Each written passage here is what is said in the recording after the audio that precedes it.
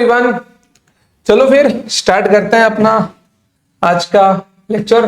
तो आज हम लोग क्या पढ़ने वाले हैं? आज का अपना सबसे पहले टॉपिक होगा बच्चों, जो क्वेश्चंस बच गए उसको सॉल्व करना। फिर एक इंपॉर्टेंट टॉपिक हम लोग देखेंगे कि photo electric effect is does not explain by wave theory of light. ठीक है, लाइट को वेव समझ के हम लोग फोटो इलेक्ट्रिक इफेक्ट नहीं करवा सकते। ठीक है, तो उसको पार्टिकल वहां पे मानना पड़ेगा। वैसा क्यों होता है वो देखेंगे। और एक इंपॉर्टेंट आपका आएगा डी ब्रॉगली वेवलेंथ। कोशिश करेंगे कि इसमें ही ले ले, अगर इसमें नहीं होता तो एक नेक्स्ट वीडियो आएगा और एक लेक्चर आपका होगा पूरा रिवीजन का। मतलब कि अब मान के चलिए लगभग अपना फोटो इलेक्ट्रिक मतलब कि अपना ये डुअल नेचर खत्म होने की कगार पे पहुंच चुका है। ठीक है, चलिए और एक गारंटी लेके जाइए कि एक क्वेश्चन कंफर्म आएगा मेरे सिखाए हुए में से। मतलब मैं ये तो नहीं बोलूंगा क्या डिट्टो यही आएगा, लेकिन इतना है जो भी क्वेश्चन आएगा कहीं ना कहीं उसका 80% कंसेप्ट हमने यहाँ पे किया हुआ होगा। ठीक है, चलो किया तो 100% होगा, बट वहां पे फिर बोलना पड़ जाएगा क्वेश्चन सेम टू सेम मिलेंगे नहीं। चलो तो यहां तक लास्ट टाइम हमने किया था। तो आइए क्वेश्चन देखिए, यहाँ पर क्वेश्चन क्या बोला गया है। In photo electric effect the slope of stopping potential versus frequency of incident light for a given surface while will be। मतलब ये क्या बोल रहा है, स्टॉपिंग पोटेंशियल मतलब V नॉट वर्सेस किसके बीच में ग्राफ बोल रहा है, फ्रीक्वेंसी के बीच में ग्राफ की बात कर रहा है। ठीक है, तो इसने क्या पूछा कि इसका स्लोप क्या होगा। स्टॉपिंग पोटेंशियल वर्सेस फ्रीक्वेंसी का जो ग्राफ होगा उसका स्लोप क्या होगा। सीटी में पूछा जा चुका है एक बार, ये क्वेश्चन नीट में ही पूछा गया है और भी अदर स्टेट एंट्रेंस एग्जाम में पूछा जा चुका है। चलो तो आओ यहाँ पर स्लोप हमको फाइंड करें। सबसे पहले ग्राफ तो निकालना पड़ेगा, ग्राफ ड्रॉ होगा तभी तो स्लोप निकाल पाएंगे। ठीक है, तो इसका सॉल्यूशन एकदम अच्छे से लिखना बच्चों, ये आपको याद होगा को, या अगर आपको याद होगा तो आप लोग बाकी क्वेश्चन भी कर पाएंगे। आपके टेक्स्ट बुक के अनसॉल्व्ड में भी शायद, अगर मैं सही रिमेंबर कर रहा हूं तो क्वेश्चन नंबर 11 की 12 इसके ऊपर है। स्लोप निकाल के आपको वहां से प्लैंक कांस्टेंट की वैल्यू फाइंड करनी है। ठीक है, तो स्लोप आइए ध्यान से देखिए। और हाँ, स्लोप की बात पूरे चैप्टर में कहीं भी नहीं की गई है। ठीक है, चलिए बट क्वेश्चन है तो हमको करना ही पड़ेगा। देखो यहां पर, तो सबसे पहले अपना इक्वेशन क्या होगा मेरे प्यारे भाई, इंसिडेंट लाइट है ना, तो फोटो इलेक्ट्रिक इफेक्ट में एनर्जी ऑफ फोटोन क्या मिल जाएगा अपने को, pi plus maximum kinetic energy के मैक्स। ठीक है, तो इसको मैं अपने मतलब के हिसाब से क्या लिख सकता हूं, E इक्वल्स टू HF लिख सकता हूं, बिल्कुल लिख सकता हूं यार। इक्वल्स टू ये मेरा फाई रहेगा, इसको मैं क्या लिख सकता हूं, इसको मैं EV नॉट लिख सकता हूं। यहां तक दिक्कत नहीं किसी को, मैं 100 बार समझा चुका हूं, बोल के थक चुका हूं कि इसका आंसर यही आएगा। ठीक है, चलो अब ध्यान से देखो, अपने को चाहिए V नॉट वर्सेस, मतलब मैं ऐसा क्या बोल सकता हूं, Y वर्सेस X का ग्राफ ना, तो Y एक्सिस पे किसको रखना है, V नॉट को, और X पे किसको रखना है, फ्रीक्वेंसी को। ठीक है, तो एक काम करो, EV नॉट को यहां ले आओ, EV not equals to HF minus pi. अब एक काम करो, आप लोग ना E से डिवाइड कर दो हर जगह। ठीक है, E से डिवाइड कर दो तो यहां पे क्या मिल जाएगा, V not equals to H by E into F minus pi by E। ये मिल गया मेरे को इक्वेशन। अब देखो यहां पर कमाल क्या होगा, अपना कमाल ये होगा कि मेरे को आंसर मिल गया मेरा option number A. Option number A is my correct answer. अब आप लोग बोलोगे सर हमको समझ में ही नहीं आया, आपने क्या किया। ध्यान से देखो, तो यहां पर क्या है मेरे प्यारे बच्चों, V not mean stopping potential equals to H upon E into F minus pi by E। अगर मैं बोलूं कि ये बच्चों एक स्ट्रेट लाइन का ग्राफ यहाँ पे बन सकता है, कौन सा, अगर मैं इसको y equals to mx plus C से कंपेयर करता हूं, अगर मैं इसको y equals to mx plus C से कंपेयर करता हूं तो मैं क्या देख सकता हूं भैया, y की जगह पे V नॉट है, x के जगह पे f है, c के जगह पे माइनस फाई बाय E है। ठीक है, लिख लो यार।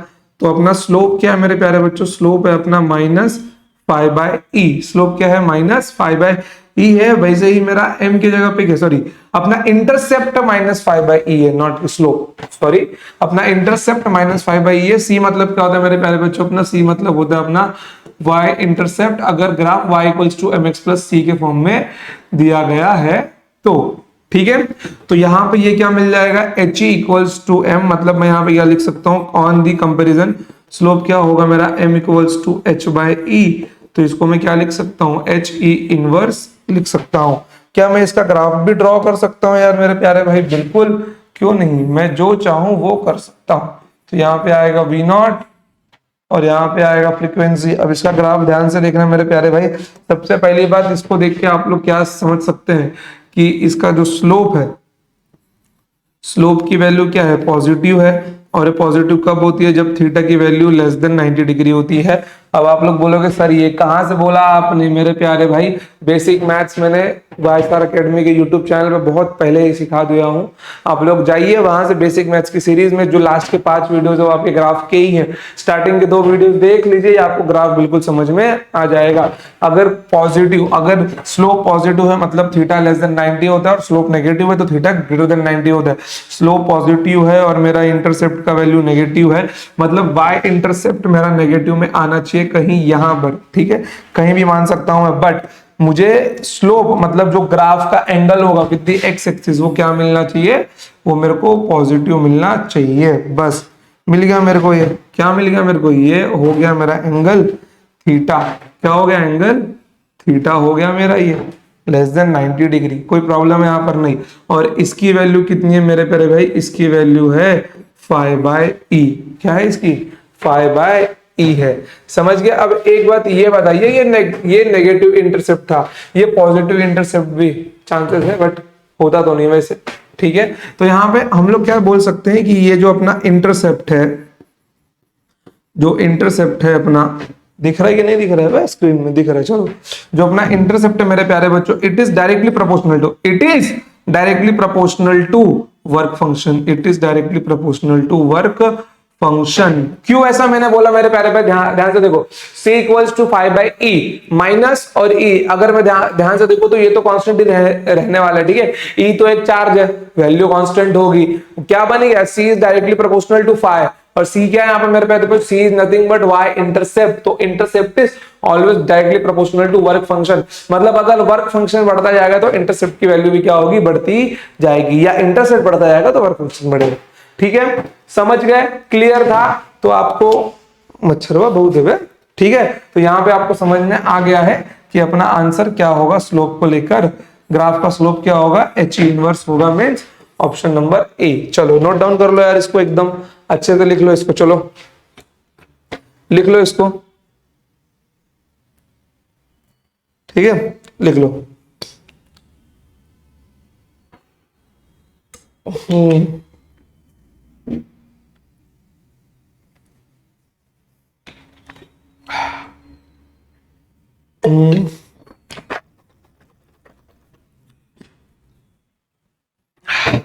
चलो आगे बढ़े। अगला वाला सवाल बड़ा बढ़िया है, क्लियर तो है। रुको मैं थोड़ा सा ना इसको क्लियर किए देता हूं। ये x है, ये y है, इस एक्सिस पे v नॉट है, और यहां पे आपका क्या है, पोटेंशियल है, यहां पर v नॉट है, ठीक है। क्लियर है ना? चलो दिख रहा है क्वेश्चन, देखो यार, ये आपका v नॉट है, मतलब स्टॉपिंग पोटेंशियल का वैल्यूज यहाँ पे। In an experiment on photo electric effect the frequency F of the incident light is plotted against the stopping potential V not. मतलब एफ और वी नॉट के बीच में ग्राफ निकाला गया है, गिवन ग्राफ है, अपने मन से नहीं बनाया ये, और ग्राफ भी सही है बिल्कुल भी, ठीक है। The work function of the photo electric surface is given by, इनमें से वर्क फंक्शन की वैल्यू क्या होगी, इनमें से वर्क फंक्शन की वैल्यू क्या होगी। चलो यार सिंपल सा, अभी मैंने बताया था, इसलिए बोला चीजें अगर याद हैं तो भौकाली रूप से मचा दोगे। अगर आप ध्यान से देखो, अगर आप ध्यान से देखो, ये क्या अपना ओबी है, देखो मैग्नीट्यूड चाहिए अपने को, ठीक है, क्योंकि कहीं भी माइनस नहीं लिया हुआ है, और वर्क फंक्शन अपने को सिर्फ इंटरसेप्ट में मिला था, वहां पे माइनस था, बट यहाँ पे ऑप्शन माइनस नहीं है, तो मैं ओनली इन मैग्नीट्यूड में खेलूंगा, ओनली इन मैग्नीट्यूड, ठीक है। तो मैं मैग्नीट्यूड में ही खेलूंगा। यहाँ पर क्या मिल जाएगा मेरे को, c इक्वल्स टू 5 बाई ई मिलने वाला है, कोई प्रॉब्लम है यहाँ पर नहीं है, ठीक है। तो यहाँ पर c मेरा क्या है मेरे प्यारे बच्चों, ये जो गैप है इंटरसेप्ट, ये क्या है, OB है, तो OB equals to 5 by E, तो 5 की वैल्यू कितनी मिल जाएगी मेरे को, OB इंटू ई। समझ गए? मीन्स OB इंटू ई इन इलेक्ट्रॉन वोल्ट। ये मेरा क्या होगा मेरे प्यारे बच्चों, वर्क फंक्शन होगा। क्लियर हो गया? Option number A is my correct answer. समझ गए आप लोग? कोई दिक्कत यहां तक? इजी था? ठीक है, चलिए कोई प्रॉब्लम नहीं है, बढ़ते हैं आगे। चलो देखो यहां पर which among the following shows the particle nature of light। इनमें से पार्टिकल नेचर कौन दिखाता है? क्या आंख बंद करके इसका आंसर ऑप्शन नंबर ए नहीं मार सकते? फोटो इलेक्ट्रिक इफेक्ट, क्योंकि इंटरफेरेंस कौन शो करता है मेरे प्यारे बच्चों? इंटरफेरेंस केवल वेव शो करता है, ये भी वेव शो करता है। रिफ्रैक्शन और ये आपका कौन शो करता है बच्चों? ये आपका ट्रांसवर्स वेव शो करता है। क्या है? सिर्फ ट्रांसवर्स वेव ही क्या शो कर सकता है? आपका पोलराइजेशन शो कर सकता है। क्लियर है एकदम? कोई दिक्कत यहाँ पे आपको नहीं है? चलिए अब बढ़ते हैं अपने अगले टॉपिक की ओर। हाथ उठा लो, बुद्धि एकदम तेज कर लो, तीक्ष्ण कर लो, नजर एकदम सामने बोर्ड की ओर। देखो यहाँ पर क्वेश्चन क्या है? Why wave theory unable to explain photo electric effect. Wave theory photo electric effect को एक्सप्लेन क्यों नहीं कर पाया? अगर आपने superposition of wave and wave optics अगर पढ़ा होगा तो उसके अंदर आपको वेव ऑप्टिक्स के स्टार्टिंग में ही थोड़ी सी बातें बता दी गई होंगी। आपने वहां पे इंटेंसिटी का कंसेप्ट भी देखा होगा मेरे प्यारे बच्चों। ठीक है, अगर नहीं भी जानते तो यहाँ पे स्टार्टिंग में एक लाइन लिखा गया है कि अगर मैं लाइट को वेव मानता हूं तो जैसे जैसे एनर्जी बढ़ेगी उसकी इंटेंसिटी भी बढ़ती जाएगी। ठीक है, चलो तो देखो यहां पर according to wave theory if intensity is high then energy is also high. ठीक है, सोचो जरा, अगर इंटेंसिटी बढ़ रही है तो एनर्जी भी बढ़ रही होगी। मान लो कि ठीक है, मैंने माना चलो इससे होगा तो फोटोन निकलना चाहिए भाई। मैंने क्या किया? मैंने एनर्जी बढ़ा दी पूरे लाइट की, तो फोटोन की भी बढ़ गई energy. In short wave theory के हिसाब से, फ्रीक्वेंसी के टर्म में नहीं जाना, वेव थ्योरी के हिसाब से मैंने क्या किया? मैंने लाइट की इंटेंसिटी बढ़ा दी, मतलब उसकी एनर्जी क्या होगी? बढ़ जाएगी। अगर उसकी एनर्जी बढ़ती है तो मान लो कि हाई एनर्जेटिक जो फोटोन होगा वो क्या करेगा? इलेक्ट्रॉन बाहर निकाल देगा। बिल्कुल।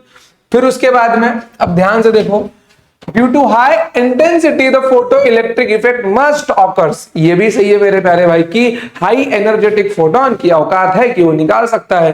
बट यहां पर एक किस, अब यहां पे जो किस्सा है वो चेंज हो जाता है क्योंकि दादा भाई की एंट्री हो गई है। कौन? फोटो इलेक्ट्रिक इफेक्ट, जिसके बारे में हम लोग अब तक पढ़ते आ रहे हैं।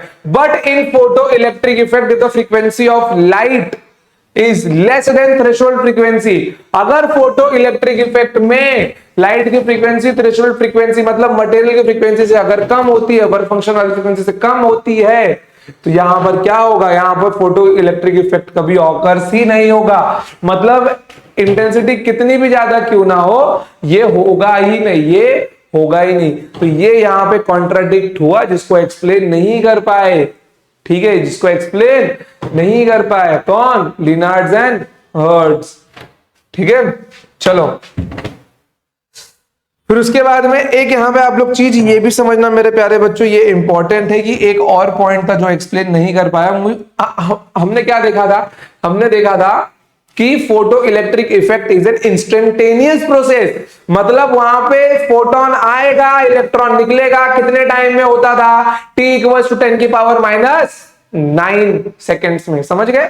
T=10⁻⁹ सेकेंड से मतलब इतने कम टाइम में झटके से एकदम वहां पे क्या होगा? 1000 फोटॉन्स आएंगे और 1 इलेक्ट्रॉन को लेके निकल जाएंगे। बट यहां पर क्या है? अगर मैं लाइट को वेव मान रहा हूं भैया, फोटोन इलेक्ट्रॉन तो वो भी निकालेगा, but there must be a time lag between incident and reflected. ठीक है, देखो यहां पर क्या होगा? लाइट इंसिडेंट होगी लेकिन जो इलेक्ट्रॉन इजेक्ट होगा उन दोनों के बीच में क्या होगा? टाइम लैग होगा। ये टाइम लैग का कॉन्ट्राडिक्ट वो एक्सप्लेन नहीं कर पाया। समझ गए? देखो ये सब बाय नेचर हो तो रहे, अपना काम है केवल एक्सप्लेन करना। क्या ग्रेविटेशन न्यूटन ने खोजा था, बनाया नहीं था। वो नेचर में पहले से था। ठीक है, उसने खोजा, समझ गए? कुछ बनाया नहीं। उसने जो न्यूटन के उसने जो 3 लॉज अपने दिए थे वो नेचर में पहले से थे, उसने केवल देख के आइडेंटिफाई किया और बताया। वही सेम चीज यहां पर है, ये सब नेचर में होते हैं। समझ गए? ये सब होते हैं बट एक्सप्लेन कौन कर पाता है, डिपेंड उस पर करता है। समझ गए इतना? तो ये क्वेश्चन ध्यान में रखना, by wave theory unable to explain photo electric effect. तो इसको एक बार लिख लो यार, स्क्रीनशॉट ले लो इसका, ठीक है। और एक और बात मैं आपको बार बार 100 बार बोलूंगा, टेक्स्ट बुक की रीडिंग मस्ट है। आप लोग दुनिया की बहुत सारी बुक्स जाके खरीद लेते हो, बाय कर लेते हो, पढ़ लेते हो, लेकिन किताब कभी नहीं पढ़ते, इसीलिए आपके नंबर कम आते हैं। किताब पढ़ो, किताब से दोस्ती करो, किताब पढ़ो, किताब पढ़ना बहुत मस्त है, समझ गए। उसके बाद में जो बाकी की चीजें पढ़नी है उसको पढ़ते रहो, but text book reading, lecture के बाद में टेक्स्ट बुक रीडिंग बहुत जरूरी है। चलो आगे बढ़े हम। अब देखो यहां पर क्वेश्चन देखो, V equals to stopping potential is plotted against 1 by lambda. अरे क्या हुआ टॉपिक के बाद, चलो ठीक है, क्वेश्चन पिछले पैटर्न जैसा ही है, फिर से कर लेंगे। V is the stopping potential is plotted against 1 by lambda, okay, where lambda is the wavelength of incident radiation for 2 metals. तो इनमें से बताओ क्या होगा। चलो चलो बताओ यार, बताओ बताओ बताओ, चलो सोचो सोचो सोचो सोचो। नहीं सोच पा रहे, आ जाओ यार, नहीं सोच पा रहे हो तो हम आपके सोचने में सहायता कर देते हैं, ठीक है। चलो ध्यान से देखो, मेरे को थीटा 1 और थीटा 2 की वैल्यू चाहिए, ठीक है, मतलब मेरे को स्लोप निकालना है इन शॉर्ट, ठीक है। यहां पर मुझे क्या पता है, energy of photon equals to phi plus kinetic energy, ठीक है। इसको मैं क्या लिख सकता हूं मेरे प्यारे भाई, इसको मैं लिख सकता हूं एच सी बाय लैम्डा, बिल्कुल लिख सकता हूं, एच एफ के जगह, एफ के जगह पे सी बाय लैम्डा, ये अपना क्या होगा, फाई होगा, ठीक है। और स्टॉपिंग पोटेंशियल मतलब इसको क्या लिखना पड़ेगा मुझे, इसको लिखना पड़ेगा ईवी नॉट, ठीक है।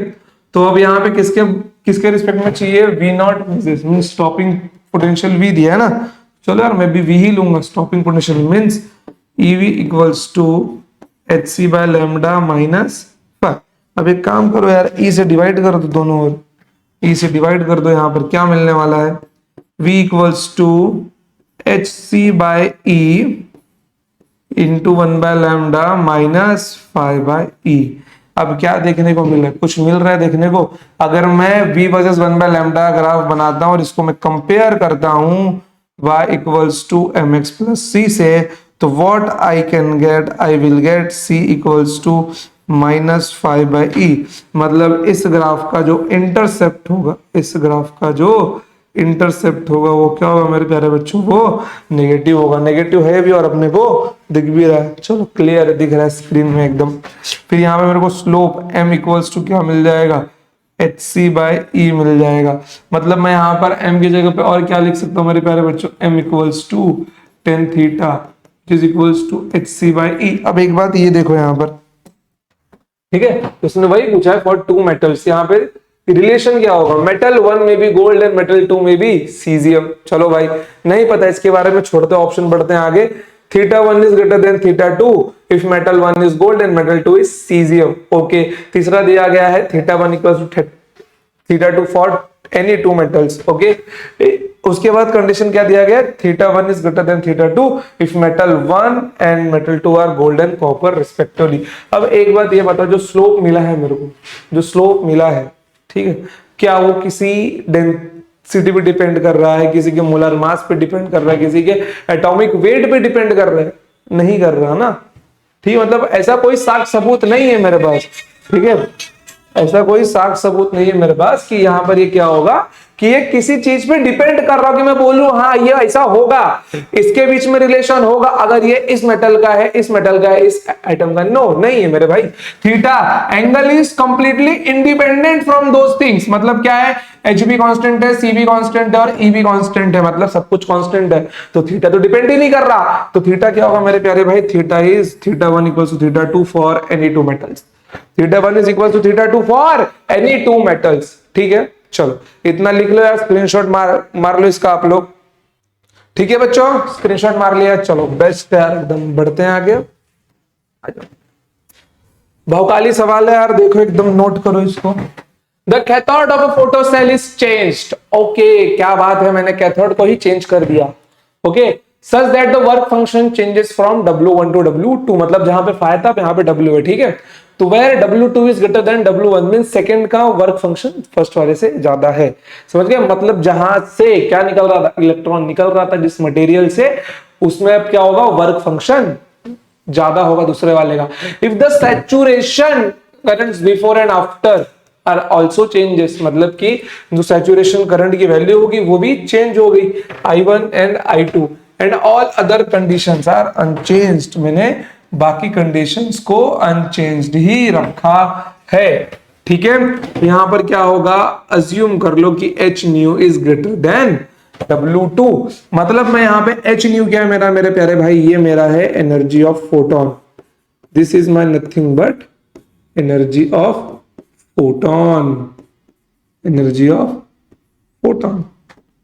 ओके, चलो अब ध्यान दो, यहां पे रिलेशन क्या लगा, सपोज करो यहां पे दो कैथोड है अपने पास, हो गए, यहां पे अपने पास दो कैथोड है, एक तो ये हो गया, इसको रंगारंग कार्यक्रम दे दो यार, और एक ये हो गया।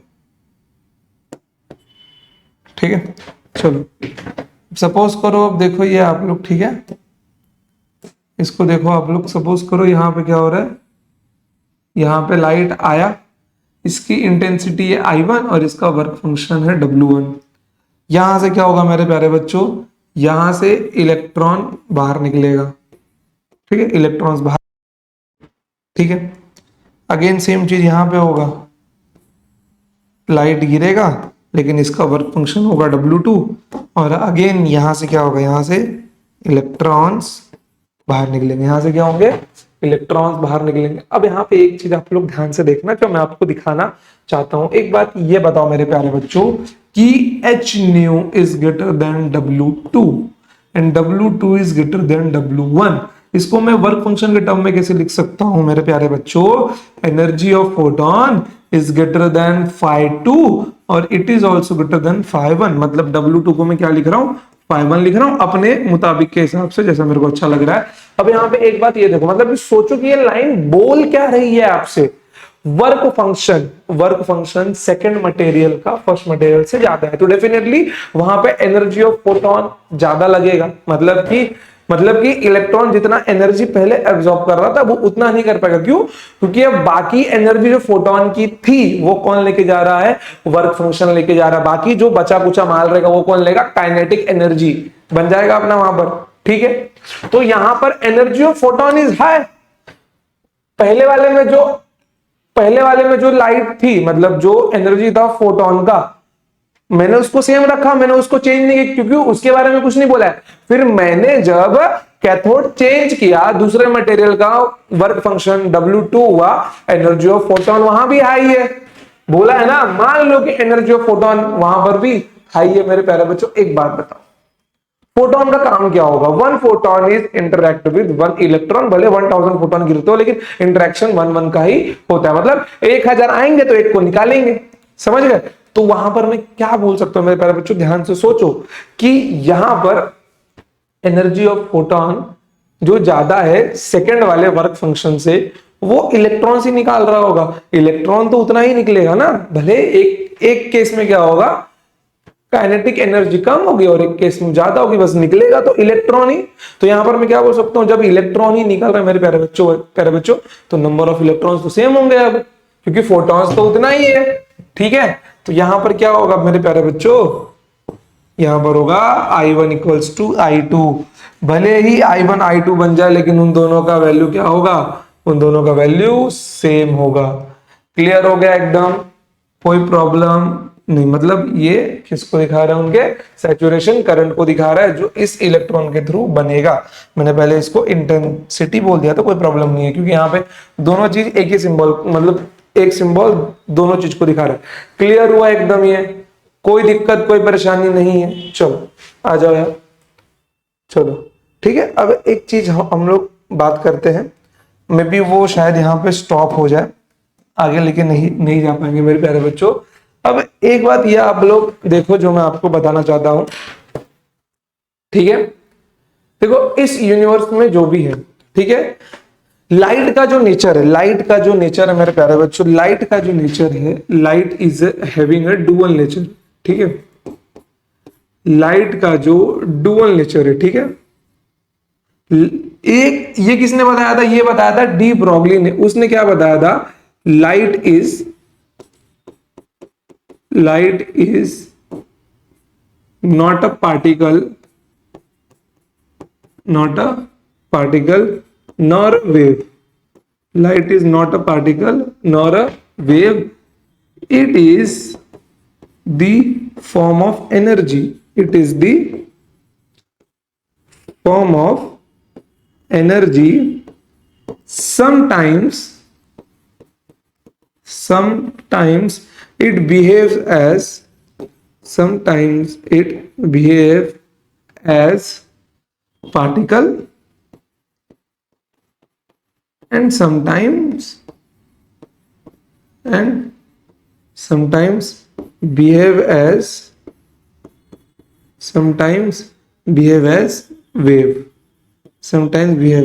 wave. ठीक है, चलो अब देखो यहां पर सपोज करो मैं अगर लाइट को वेव मानूं, ठीक है, तो लाइट वेव बनकर कौन कौन से प्रैक्टिकल परफॉर्म करेगा, मतलब प्रैक्टिकल रिजल्ट कौन कौन से देगा। या तो अपने को क्या मिल जाएगा,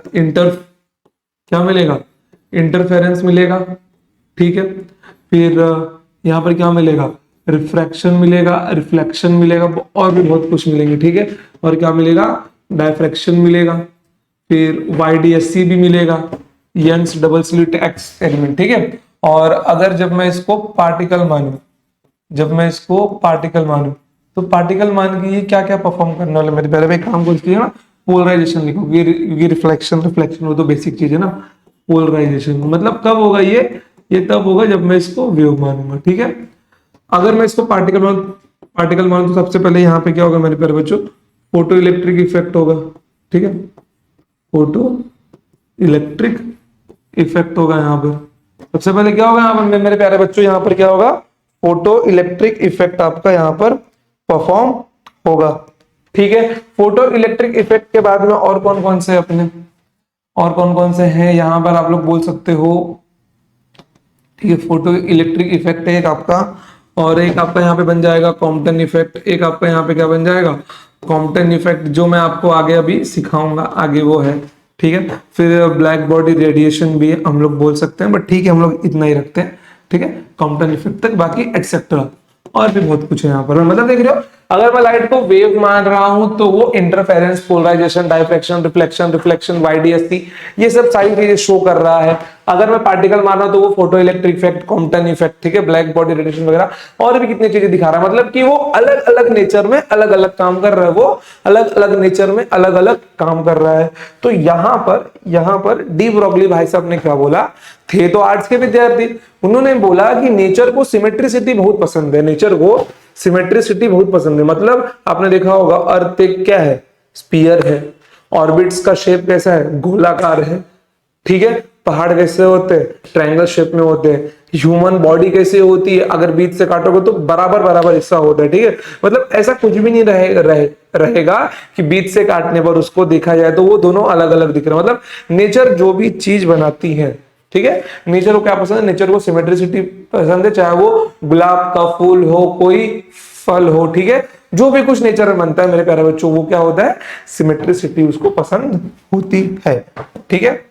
अगर नेचर को सिमेट्रिसिटी पसंद होती है तो इसके ऊपर डी ब्रॉगली भाई साहब ने क्या बोला, इसके ऊपर डी ब्रॉगली भाई साहब ने बोला कि इस दुनिया में जो भी अगर कोई वेव है जो पार्टिकल नेचर शो कर रही है, ठीक है, तो इस दुनिया में जो भी मैटर है सबका क्या होगा, डुअल नेचर होगा।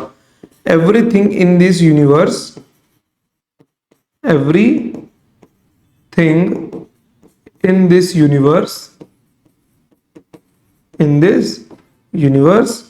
is having dual nature,